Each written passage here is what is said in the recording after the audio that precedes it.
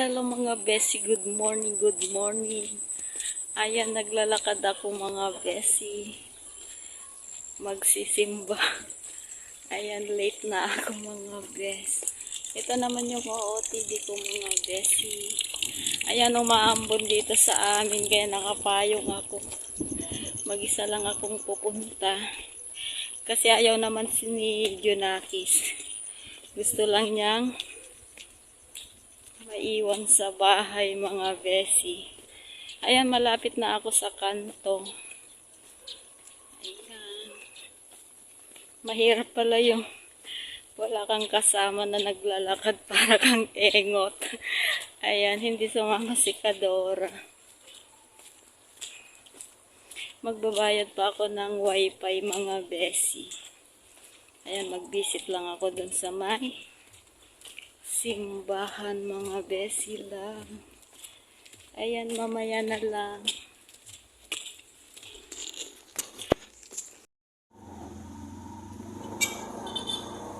Hello mga besi loves. Tapos na akong nagsimba mga besi. Nakita ko yung isa kong kapatid sa simbahan mga besi. Ayan, pupunta na ako sa palengke mga besi. Magbabayad ng wifi mga besi. Doon na ako magbabayad, hindi na doon sa PLD. Ayan, pupunta rin sila sa Primark mga besi. Nagpaload lang kasi ako kanina. Ito, nakasakay na ako ng tricycle mga besi.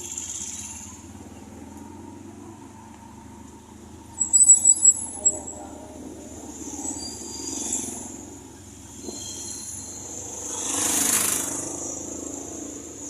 Mag-commute lang ako mga besi.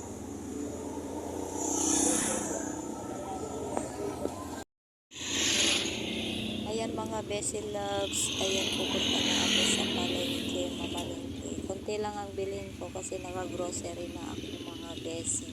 Mga gulay-gulay na lang at saka mga itlog.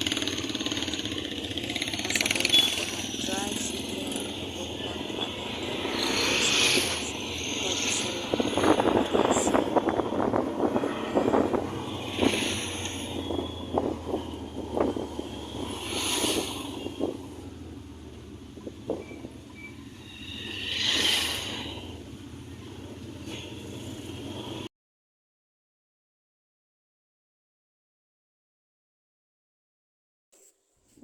Ayan mga besi, pauwi na ako, naka-grocery na ako mga besi, hindi ko na kayo nadala sa aking pamimili. Ayan, mamaya na lang pag nandun na ako sa bahay mga besi.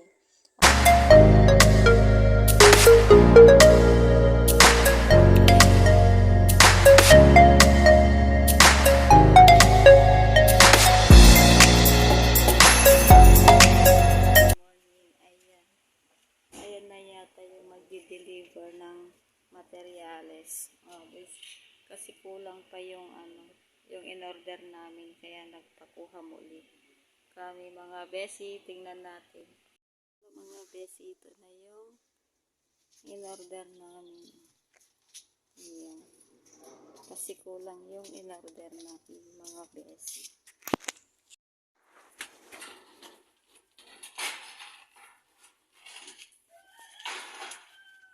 Ayan mga besi loves, binababa na yung mga in-order namin kasi kulang pa guys. Ayan mga besi loves. Ito, hollow block para matapos na yung hagdanan mga besi. Ayan, ito naman yung mga bakal. Pang bintana yan mga besi loves.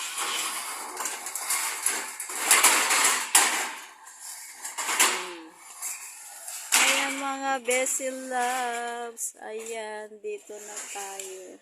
Ito kasi under construction pa lang mga besi loves. Gawin namin hagdanan mga besi. Ayan o. Ito.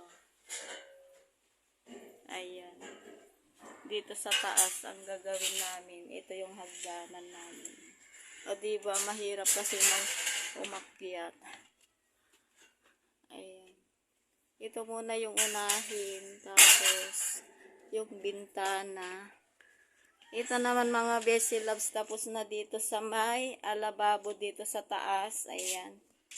Tapos na ikabit na yung tubig. Ito. Para pag sa December, pwede na kami dito magtambay mga Bessie Loves.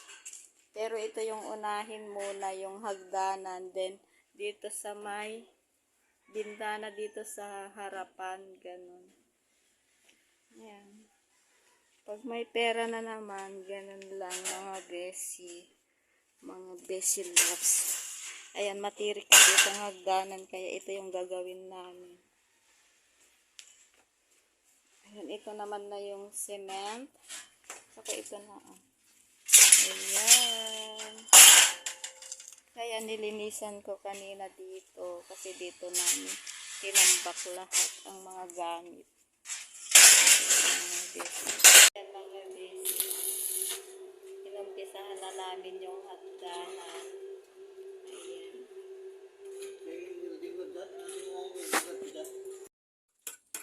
Ito na mga Bessie yung hagdanan. Inuumpisahan na. Ito na mga Bessie. Ayan. Comment down below nga mga Bessie kung ilang step ang hagdanan. Ayan mga Bessie.